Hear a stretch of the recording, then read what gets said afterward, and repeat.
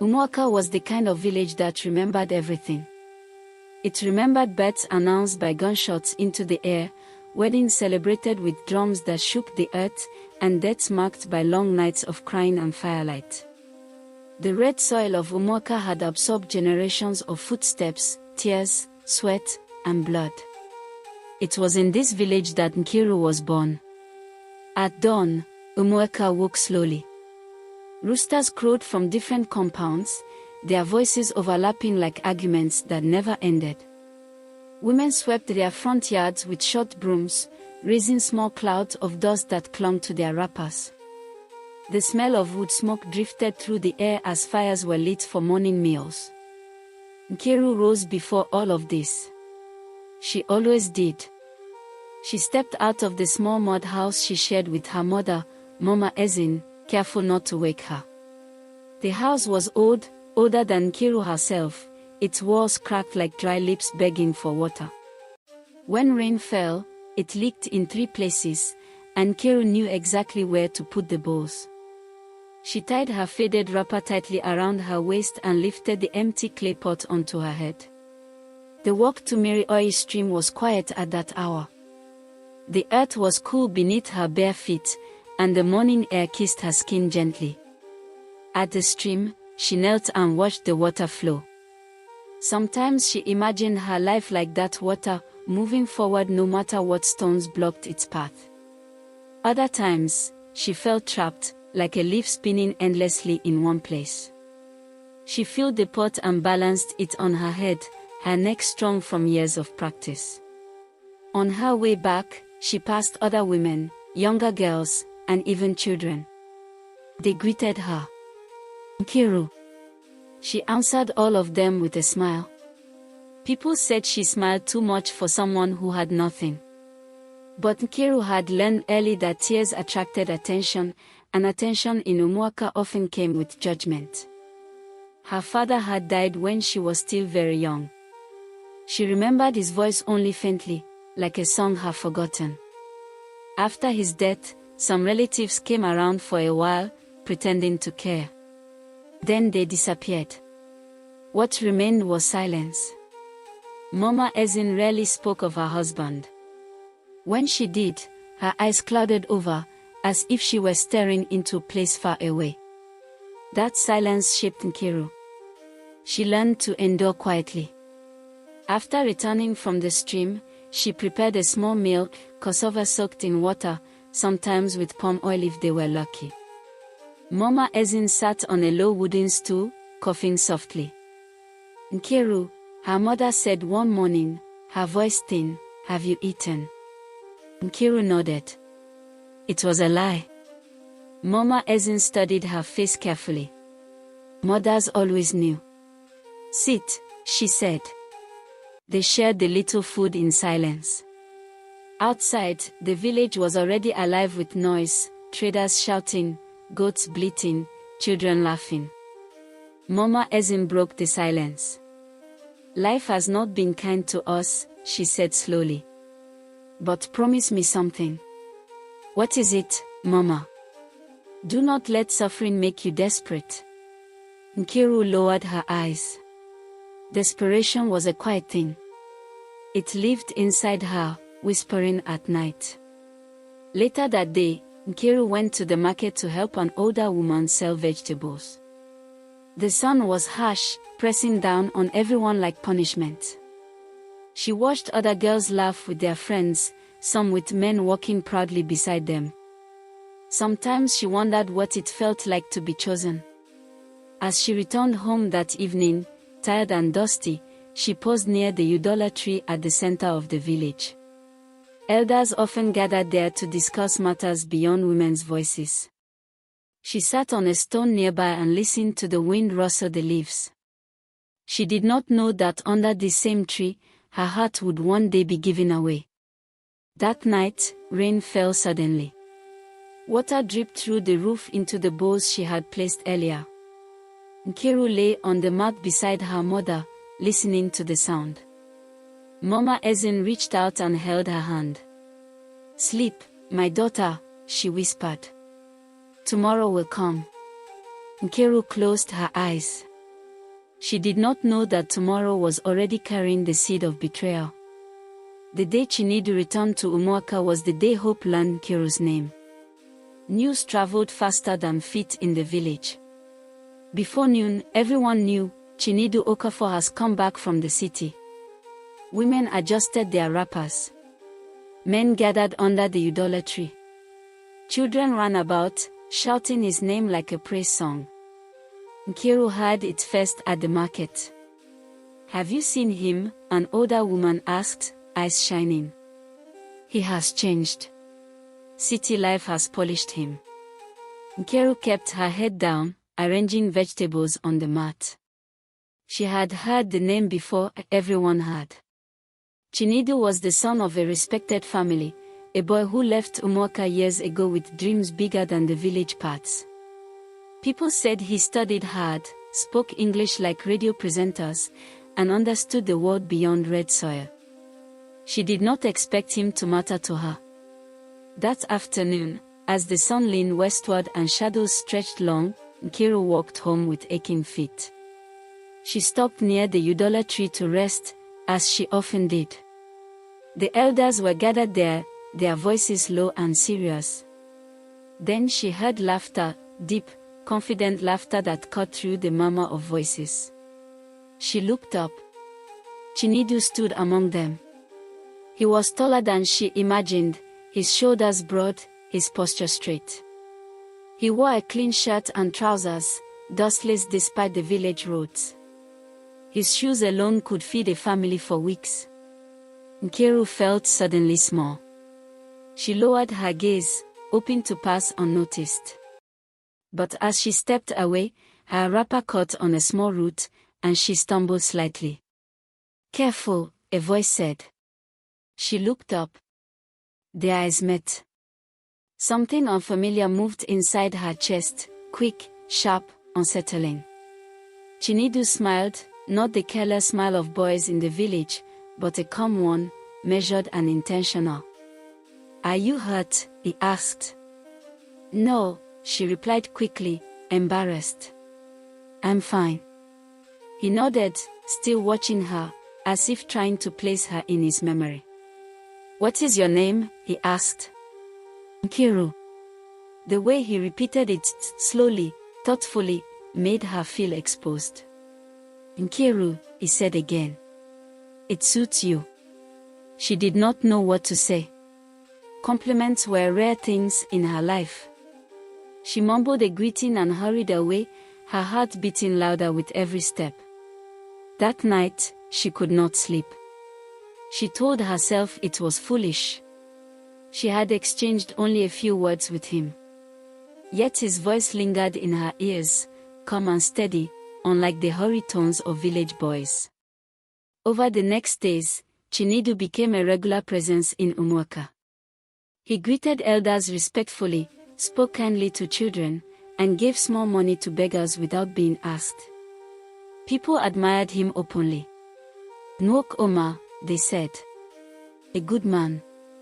Nkiru noticed him from a distance, at the market, near the stream, walking confidently through paths she had known all her life. Each time, she felt the same strange pull. One evening, as she returned from the stream with water balanced on her head, she saw him standing by the path. He waited. "I was hoping to see you," he said. Her heart jumped. "Me?" "Yes. You." They walked together slowly, the clay pot heavy on her head, her thoughts heavier still. "I see you often," he said. "You work hard. You care for your mother." Nkiru wondered how he knew these things. "You don't complain," he continued. "Most people would." He shrugged. "Complaining doesn't change anything." He stopped walking and looked at her closely. "That is strength," he said. "Quiet strength." No one had ever called her strong. They began to meet often after that, always in open places, always proper. By the stream, under the Udola tree, along the paths where the village could see them. Chinedu asked about her life, her dreams. Nkiru answered carefully at first, then more freely as days passed. She told him about her father, about poverty, about waking before dawn. She did not tell him about her fears. Not yet. One evening, as the sky burned orange and purple, Chinedu spoke words that changed everything. "I want to marry you." Nkiru laughed, startled. "You barely know me." "I know enough," he replied. "And I will know more." She felt the ground shift beneath her. "I want to give you a better life," he continued. "I want to take you away from this suffering." Her heart swelled painfully. The words were beautiful. Dangerous. That night, she told Mama Ezin. Her mother listened quietly, eyes narrowed not in anger, but caution. "Does he know your struggle?" she asked. "Yes." "And still he wants you?" "Yes." Mama Ezin sighed deeply. "Men promise futures easily, my daughter. Especially to women who have nothing." "But Mama," Nkiru said softly, "what if he is different?" Her mother looked at her for a long time. "Hope can be a blessing," she said finally. "But it can also blind." Nkiru went to bed with a smile she could not control. For the first time in her life, someone had looked at her and seen possibility. She did not know that hope, once awakened, is the hardest thing to bury. In Nkiru's life like a storm. It came quietly, the way hunger does, slowly, patiently, until it became impossible to ignore. After Chinedu spoke of marriage, his presence in her life grew steady. Not rushed, not loud. He did not touch her improperly, did not shame her with careless words. This alone made him different from the men Nkiru had known. They met in the evenings when the sun softened and the village grew tired.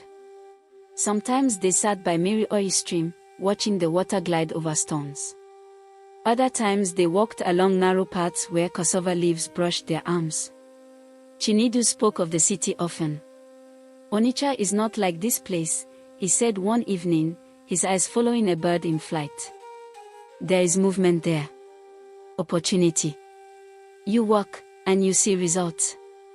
Nkiru listened like a child hearing stories of another world. "Will you take me there?" she asked quietly. He smiled.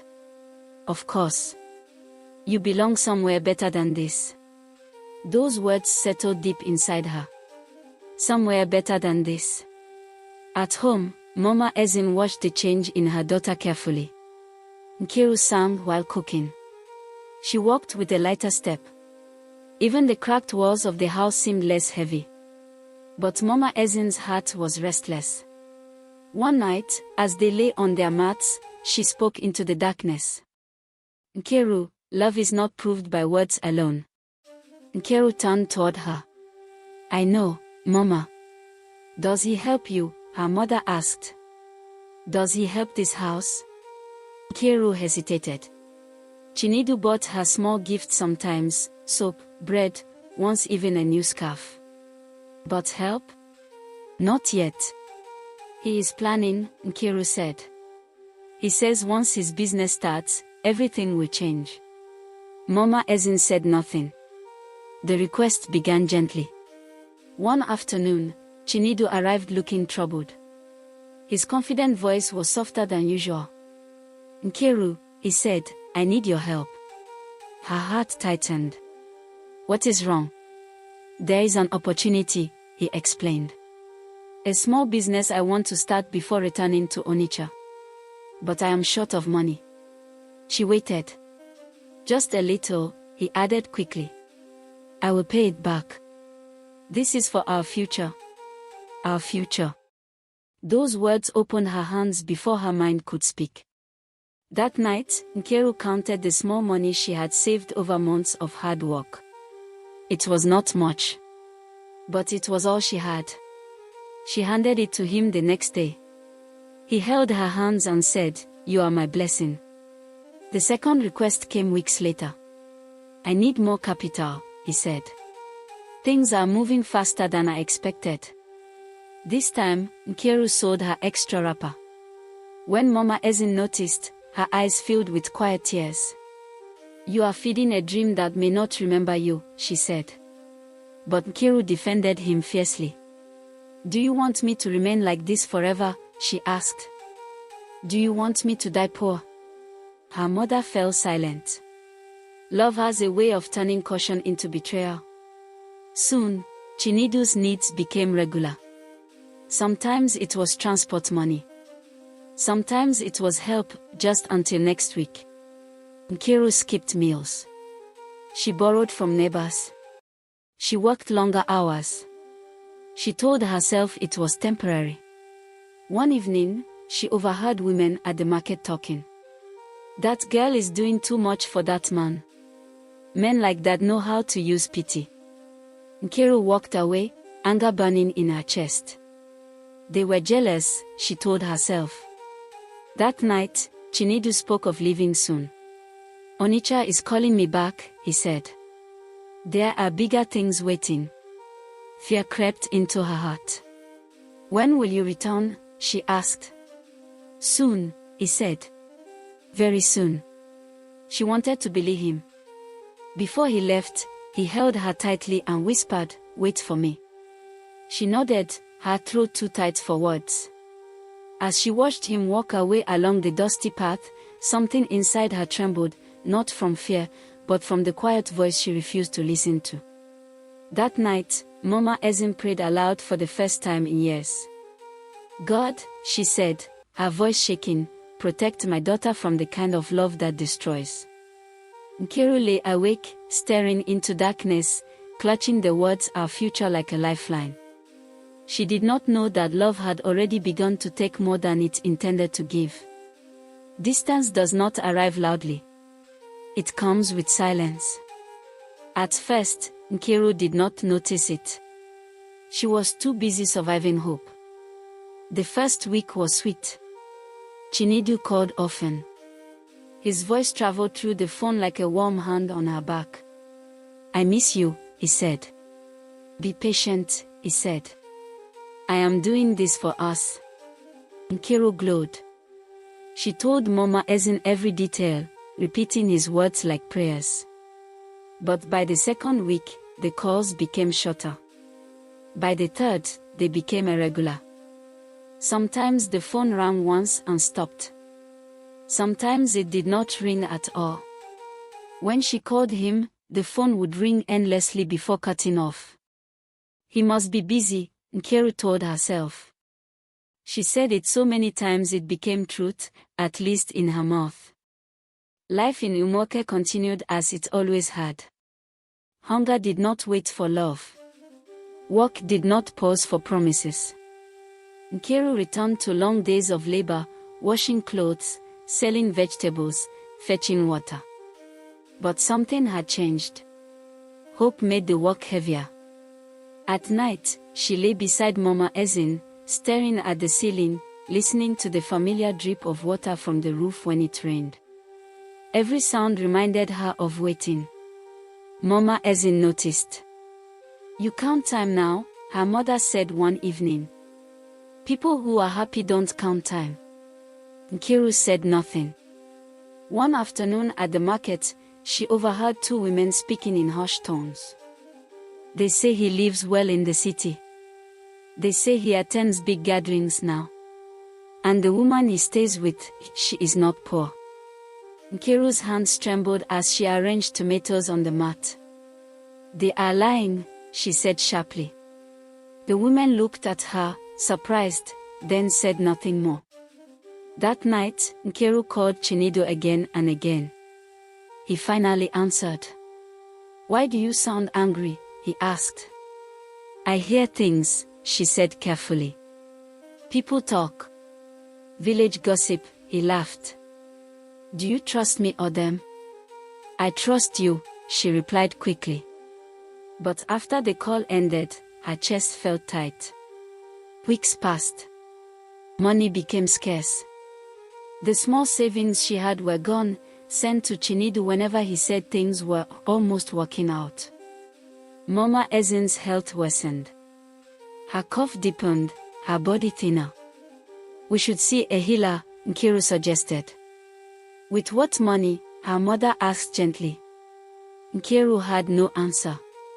She called Chinedu again, this time with desperation edging her voice. My mother is not well, she said. I need help. There was a pause on the line. I will send something, he replied. It did not. Days turned into months. Nkiru began to notice the looks people gave her, pity mixed with judgment. In Umuaka, a woman waiting too long was a woman already abandoned.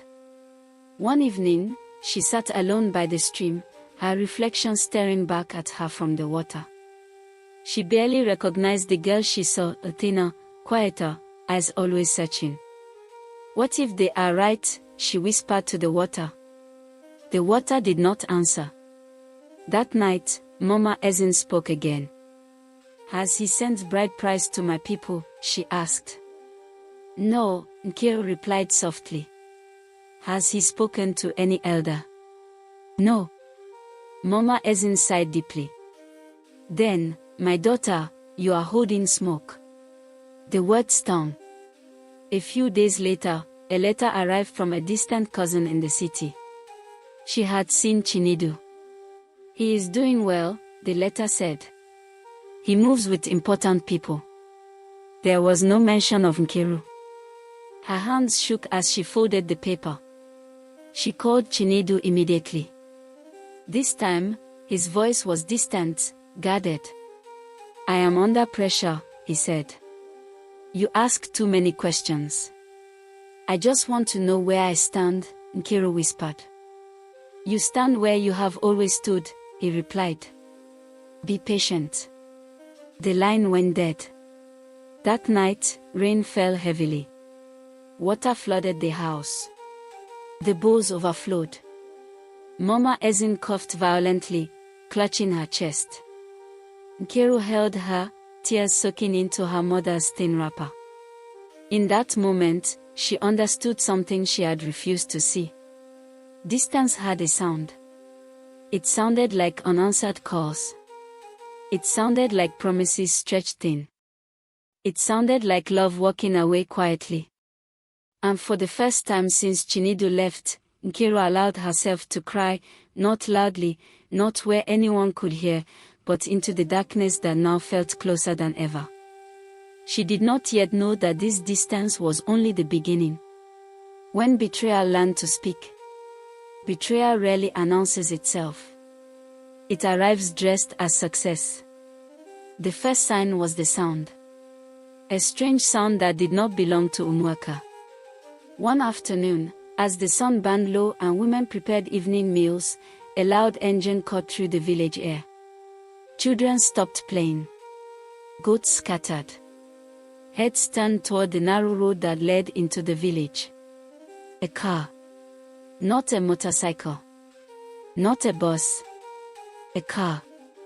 Dust rose as it rolled in slowly, confidently, as if it owned the land beneath it. People gathered instinctively, curiosity pulling them forward like a rope. Nkiru was washing clothes by the stream when she heard the noise. Her heart jumped before her mind could stop it. She dropped the wet clothes and ran. By the time she reached the village square, the car had stopped beneath the udala tree. The door opened. And Chinedu stepped out. Thanks for watching. Don't forget to like, subscribe, and share. Hit the bell button for the next episode.